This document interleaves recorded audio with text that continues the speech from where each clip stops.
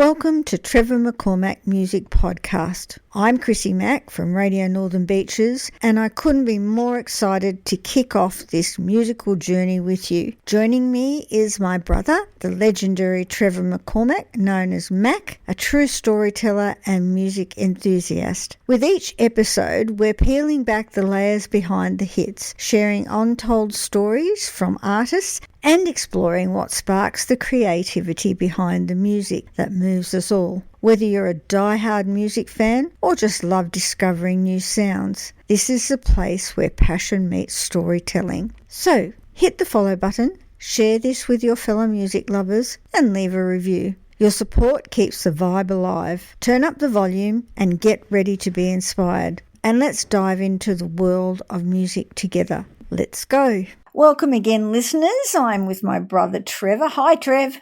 Hi, how you going, Chrissy? I'm doing okay. Well, last week we had a podcast that hit 16,000, and so we've obviously got onto a subject and we've been very passionate and frustrated about a subject that people seem to want to hear. So I'm going to continue on with that this week, but I'm going to give some facts. So let's start with sort of a preview of what happened last week. The industry used to be in the business of building legends. Now it's in the business of harvesting trends. An algorithm can find you a listener, but it can't find you a fan.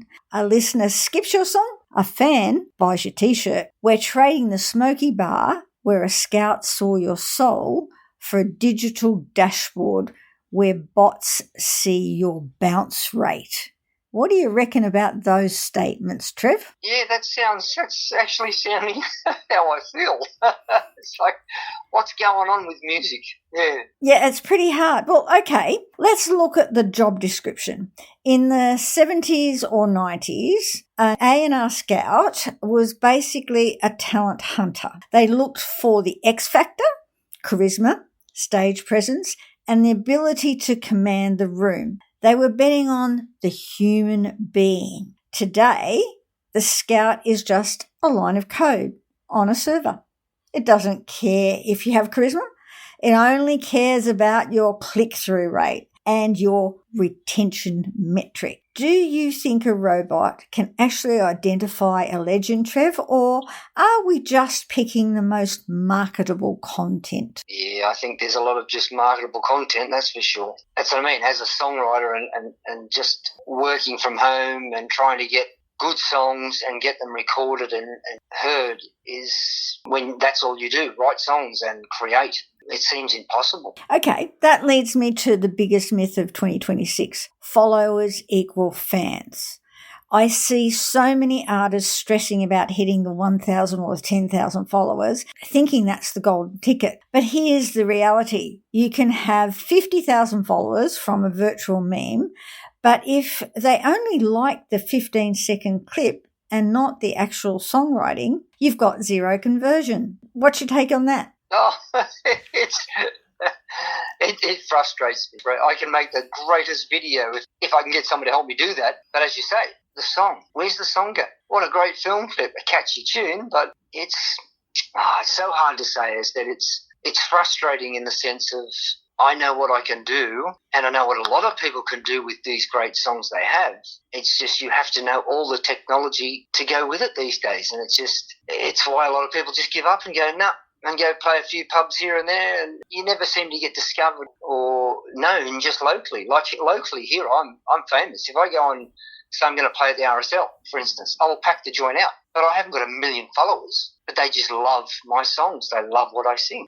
Yeah, it's called the luck factor. So is it still about the music, or is it purely about who can afford the most digital reach? It's a business of just, digital, everything's technology and nothing's... But the thing is, you've got to get yourself up to that technology, and then you'll find the people come out of the cupboard and go, well, I can get you on mainstream radio. I can do this for you. I can do that for you. That's basically what I've been told. Not, here we go. Let's see how good you are, or let's see what great songs you have. Let's put you in a room with a good bunch of good musicians, or bring your own, and let's see what we can create and get you out there. That will never happen. So if the algorithm is a dead end for sales, where is the real music? Well, I've been looking at the numbers for community radio lately, and it's actually really encouraging. It feels like the only place left where human beings, a real live presenter, decides what's worth listening to. If the global algorithm is failing to convert, maybe the local community is the only place left that actually builds a real listening fan base. What do you reckon? Yeah, well, that's you can go into a local station and they love to hear you and play your music for you. So why do you think people are craving that human touch again, even in such a digital world? It's real. You can see it, you can touch it, you can feel it. It's you stand right there.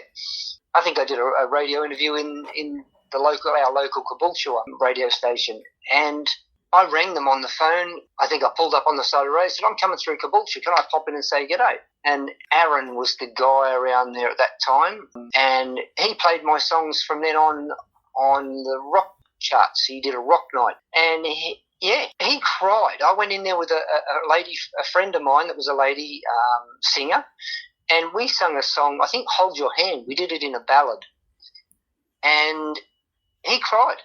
The tears come out of his eyes, and he said, I have never imagined I could feel that way when someone sung a song. Oh, that's awesome. And that's what made me never give up, never say, if you don't like my music, that's fine. You just don't like that style of music. But when people do that, you know you're giving something, and that's what I believe in. I give my music, I give my soul, I give my song to everybody and anybody who wants to hear it out there, and they just, for some reason it works, and that's the touch, that's the feel, that's the giving, that's the receiving. People just are amazed, and I do that here locally all the time. So my aim is to find where I can get that recorded properly and cost effectively, of course, and the business side of it is, well, if it makes money, it makes money for everybody. We all get a bite of the cherry, not, we'll give you 10% and we'll take the rest. That's the big, I think. That's how it feels anyway. Well, people don't realise that there's actually an oversupply crisis in data in 2026. In 2025 and 2026, over 106,000 new tracks are uploaded to the streaming services every single day. And according to Luminate 2025 year-end report, nearly 90% of all tracks receive fewer than 1,000 streams annually. In the old days, the label's gatekeeping limited the supply, so the music that did get out had room to breathe. Now everyone is out, but almost no one is heard. Well, that's just it. It's where is the music industry going? Like, you've got big names out there. Where are all those guys that used to be big names? They've gone under the banners of these marketing gurus that say, I can get you in the digital world, I can do this, I can do that. And they say they help the up-and-coming and the growing, but they're not the up-and-coming. They're the people who've got up there in the digital world already. Well, to me, they just keep going. The statistics say that 42% of the USA/Australian population are paid listeners, which are subscribers, but they account for 76% of all the music spending. While Spotify drove over 1.5 million in ticket sales in 2025, that revenue is heavily concentrated in the top 1%. For everyone else, a viral stream doesn't mean a sold-out show. So look at K-pop fans and Taylor Swift fans. In 2025, physical album sales, CDs and vinyl, grew by 6.5%, largely because the artists offered collectibles, special editions, and photo books. Fans will pay for a tangible connection, but the algorithm only offers a fleeting moment. Now look at Dua Lipa, 8 singles before she had a global hit with New Rules. Her label Warner stuck by her through years of moderate success to build a brand. Compare that to a viral artist like Pink Pantheress or many TikTok artists. While they gain fame instantly, they often struggle to maintain it because audience attention moves to the next soundbite in 15 seconds. So longevity requires a human development team, not a viral spark. The stats say in the last week alone, 13,452 unique releases were uploaded to AMRAP, which is Australian Music Radio Airplay Project, resulting in over 12,000 plays across community stations. It says that community radio listeners are 10 times more likely to financially support a local artist, buy merchandise and tickets, than someone who simply discovers a song on a generic new music Friday playlist. So community radio is a high trust environment. When a presenter recommends a song, it's a personal endorsement. When an algorithm recommends a song, it is just a calculation. What do you reckon? That's a lot to take in. Okay, so let's keep going with the statistics. We used to talk about finding a diamond in the rough. Now the rough is 106,000 songs deep, and the algorithm is just a metal detector that finds the stuff that's already shiny. If you aren't in the top 10% who gets lucky, you're functionally invisible. That's how they feel. Or well, that's how you do feel. It's just so hard. It's I don't even know how to explain it. Once you've told me these statistics of how and what is happening, it just makes you think, wow, how do you, as a creator, get shown and known without the technology and all the whiz buttons, and to get that far? Like yourself, you listen to songs from all different artists all around to put on your radio. You must spend weeks and weeks just listening to different music. That I do. Yeah. So I know there's a lot of people out there doing the same, but it's a case of you've either got to have nothing and travel and play, and as I was told, just you go out and do gigs, gig after gig, on top of gig, on top of gig, on top of gig. I know people have been doing that forever, and they're nobody. They're just a band that plays, or a singer that sings covers and sings a few of his own written songs or her songs. They'd love to have one of their songs out there, but it's the songwriter like myself and people like me that you want people to hear those songs, and no one will help you. Frustrating, isn't it? Very. Well, let me tell you a little story. Contrast the virtual one-hit wonder who gains 50k followers from a meme with an artist like Goatee. Now, that's Wally D. Becker. Goatee was on commercial radio as a favourite for years before he hit the global charts. He didn't build a fan base on algorithms. He built it on trust, the same trust listeners have with their local presenters. Algorithm optimised for clicks, which is passive. Community radio optimises the connection, which is active. Clicks don't pay the rent, connections do. So long before somebody that I used to know became a global anthem, Goatee was a sample of Australian independence and on community radio, and he played on stations for years. He built a solid loyalty foundation of fans who brought his records and came to his shows because they heard his growth over time, which is what you're doing. He wasn't a viral spike. He was a cultivated career. When he finally hit the mainstream, he had a decade of humanly curated support behind him, not just a week of algorithm favour. So you're doing that, and you have been doing that for quite some time. And as you said, you've got quite a few follows in your local area, and I know that I've been playing you on my station, and you've been getting hits, and I know other stations in your area have been playing you as well. So you're building quite a fan base in the background. In the background, yeah. It's a case of just people know who I am. People tell their friends, have a listen to this, have a listen to that. And that's what I was told to do. Just, build yourself locally and grow and grow and grow. But it's a case of you still need to get into the technology side of things. You still need to record. You still need to do all this. And it's a big cost. If you're not working and you're just playing music and trying to get around, you're not making a lot of money.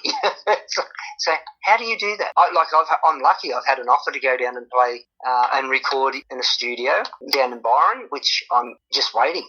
That's the hardest part of all. I've got to wait until I can get in that door, and hopefully that will take one step forward, that I can record and get some more music out on your local stations and mine here. And hopefully I can, burn a CD and people will hear more music.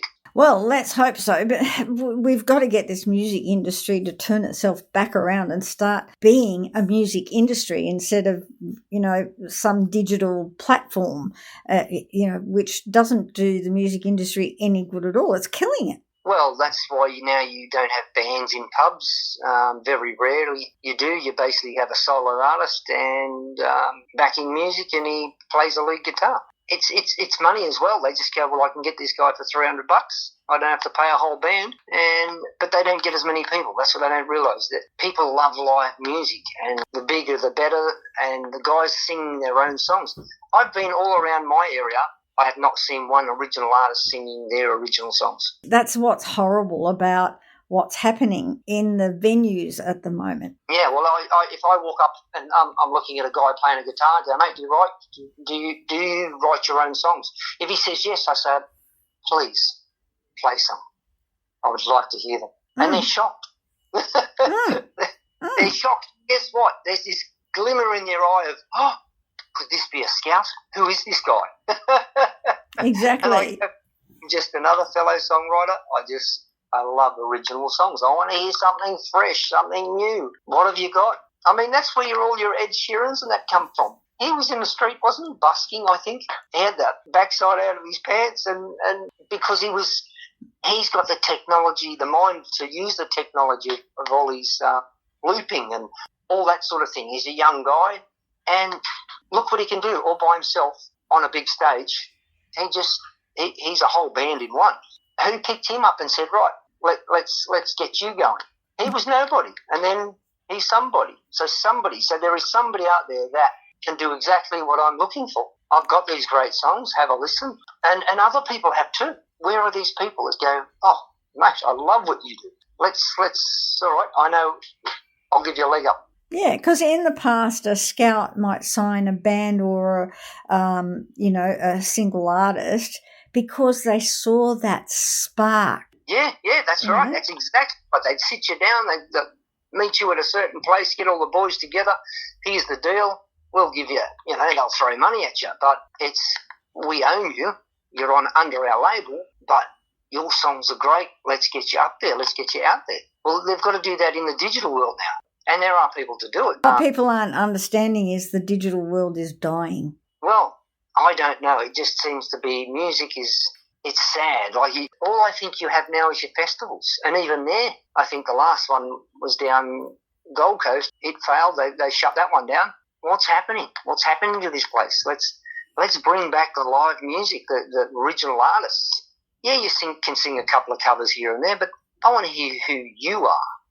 I don't want to hear you sing a Jimmy Barnes song. I already know who Jimmy Barnes is. I can listen to him on Spotify. I want to hear you sing your song. Where are those people? Where are the companies going to back these people and say, right, put a band in here, put a band in there. Let's give these young guys, they're 16, 17, 18, and listen to how good they are. Imagine in the next 20 years they're going to be a U2, a Cold Chisel, a Crowded House. Come on.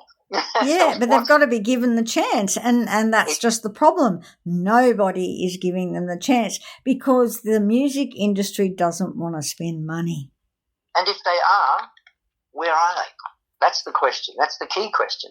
Where are they? Who are they? And tell us. We'd like to know.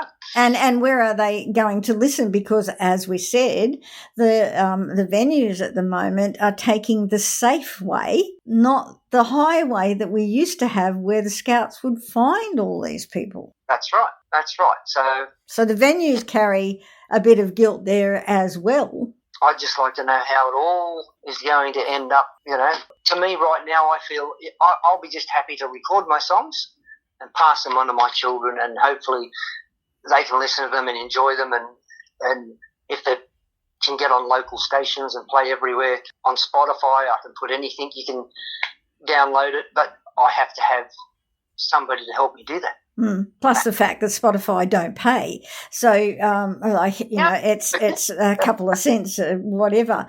And that's why, as we said last week when we were talking about the revenue for the bands and the solo artists, is now coming back to having your own website, selling your own products. As we said earlier in this podcast, having something special like creating a vinyl record or of your songs, because vinyl is selling like you wouldn't believe at the moment.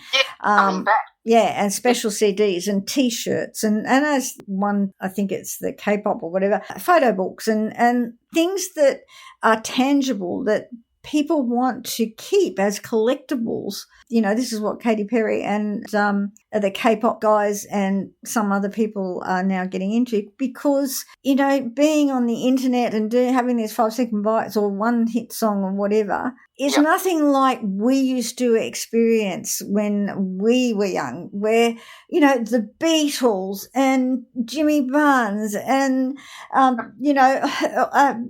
Alice Cooper, and we all wanted to keep something because they were so special to us and we followed them and we were real fans.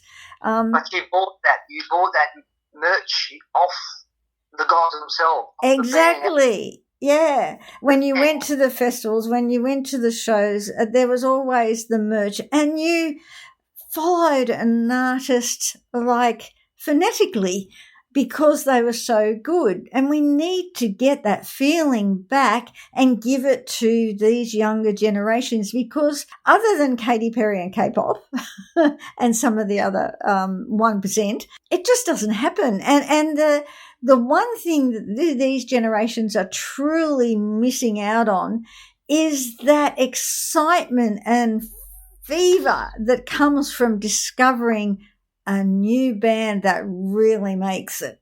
And they're the things like, say, for instance, Sandstone Point Hotel. There you go. We have a lot of concerts here. And the Jimmy Barneses, all the, Kate Sobrano, whoever, everybody and anybody goes there and plays. Now, I go there first thing because I love the bands. That's the one place you can watch a band play, or 4 or 5 bands play in one day. Where are the young artists that they're saying, hey, we're putting a band up in front? I think once in one show, I saw one guy up on stage and he sung a couple of his own songs. The mix was it was nowhere near what the mix is when the big bands play, and I wonder why. There should be young guys up there. There should be new bands. There should be new music going through there, as well as a couple of the big names. Exactly. The big concerts used to have those guys out in the front to warm up the audience. And that's right. Where, again, they discovered, oh, my God, this band is really good. Let's help them get going. Or a scout would be there and at that and they would say, oh, my God, this band is really good. Let's get them happening. So all those things are so missing now. Well, I haven't seen that yet. So, I mean, I went in and saw the Country Boys, American Boys, I think his name in a minute, and he brought a guy with him, but he was already a big name. He said, I brought my mate out, he's going to play, and he was somebody already. Where's the new guys? Yeah. Where's the upper guys? Where's those original singer-songwriters who just have that passion to just, show you what they can do? They are so missing. Some of these things, I don't know if I'm, we're all missing them. We're all missing them. And as I said, I play the top artists each week. And as I said, some of them are okay and others are just amazing. And again, as I said last week, I love getting into the garage bands. I love getting into that section and just finding out what's, coming up through the ranks and dumping them into some of my programs, because they're the ones that will get better with time. That's right. If they get heard, yeah. Yeah, that's right. And these guys that you listen to, have they got film clips as well? I mean, is it the younger generation you're listening to? And exactly. Well, as I said, they're a lot of them are the younger generation, but there's some late starters in there as well. And some of those have come up with reasonably good voices. Some of the males, I sort of put the track on, and there are quite, as I said, quite a few that I can't actually sing that well, but there's some really good ones as well. And I'm finding in the country scene, there's some males coming out with some really good country songs. I really like it at the moment. I sort of hopped out of that, went into a bit of blues and jazz, but I'm back into the country again. Well, that's why your music it is so good, because it's so diverse. It jumps around to all different genres, from rock to folk to blues to jazz, rock and roll. You never stick to one particular genre, and that's what makes your song so great. Well, I have one now, Somewhere Between Right and Wrong. Now, there's a song for you. And I wrote that around the time you and I got together. Yeah, I remember working on that one with you. Yeah, and I've rewritten it just last night. I just, late night, sitting there tossing around, and I was playing country covers because I've got a friend who wants me to play out at a private gig, and he's a country boy, so I thought I'd learn a few mixture of different country singers. And I come back and picked this song up and just added middle eights and outros into it, and just all this different stuff. And it's because of listening to those beautiful artists that have created these great songs that make you want to make your songs even better. Yeah, it makes you think about how it's played and what they play and the rhythms and the sounds. Yeah, so that's what I like to hear, that artist sing his song, not John Smith down the road singing this song. I want John Smith to sing his own songs. There's so many good writers, and you might write 5 terrible songs, but you might write one cracker. That's the one I want to hear, and that's where the people get known, and that's how all these guys, all these seasoned artists now, that's why they're there, because they did exactly the same thing. They might have written 1,000 songs, but there might only be 500 of them that are worthy of putting on radio. All right. Well, we've had a good gripe again this week, but I really wanted to go through those statistics because I think it helps people understand more what's happening in the industry and why it's happening. Well, as I said, yes, I agree, and I'd like to know, if anyone's listening, how does this work when you just put pen to paper and play a guitar? How do you get from there through this big jumble of technology and film clipping and all this technology if you don't know how to use it? Well, that's just it. Well, that's what we're saying, and that's what we're screaming right now at the music industry. Let songwriters and musicians be songwriters and musicians, not marketeers and content providers and technical artists. They don't need it. They don't want it. They just want to be musicians. Yeah. And be found. And be found. That's the key. Yeah. All right. Well, that's it for this week. I shall catch up with you next week. Lots of love, and I'll talk to you soon. It's been fun once again. Bye. Bye. Now, don't forget to check out Trevor McCormack's YouTube for Trevor's latest music video, which is going off. So don't forget to have a listen. And you can also go to Trevor McCormack Music for any podcasts that you might have missed. So don't forget to follow and share.